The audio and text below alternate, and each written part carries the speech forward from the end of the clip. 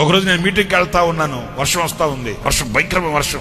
నేను మీటింగ్కి వెళ్తా అనుకుంటున్నాను, అక్కడి నుంచి ఎట్లా వెళ్ళాలి నాకు తెలియదే, ఎట్లబ్బా అనుకుంటే మీరు నమ్మండి, అంత వర్షంలో గడగడ గడగడ ఉడుకుతూ తడుస్తూ మన సహోదరుడు పేరు ఎందుకులేండి నిల్చోనున్నాడు ఆ రోడ్డు మార్జిన్లో.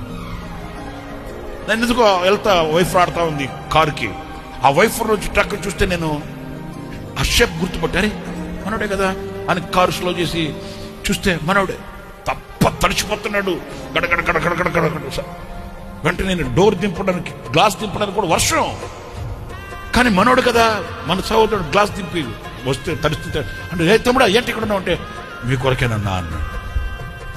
అరే నా కొరకు నువ్వు ఉండడం ఏంటి అంటే ఫోన్ చేశాను మందిరానికి, మీరు బయలుదేరని తెలిసింది, మీకు దారి తెలియదు కదా తప్పిపోతారేమోనని నాకు అనిపించింది.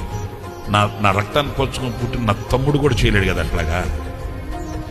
నాకు కళ్ళల్లో నీతి కాదు తమ్ముడా, మరి ఫోన్ చేయొచ్చు కదంటే ఫోన్ చేశానన్నా మీ ఫోన్ స్విచ్ ఆఫ్ లో ఉంది, మరలా మీరు దాటి వెళ్ళిపోతే ఇబ్బంది పడతారని. నువ్వు ముందు కారులో ఎక్కువ లోపలికి ఎక్కువ అన్నాను. ఆ తడి బట్టలతో ఉన్నాను. ఎక్కడ నువ్వు ముఖ్యమా నాకు కారు ముఖ్యమా?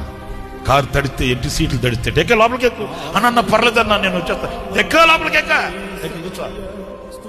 ఏమిచ్చి నేను రుణం తీర్చుకోగలుగుతా, కనీసం నేను తప్పిపోతానేమోనని ఆడు తన శరీరాన్ని కూడా పట్టించుకోలేదు. ఇలా చెప్తే చాలా ఉన్నాయి.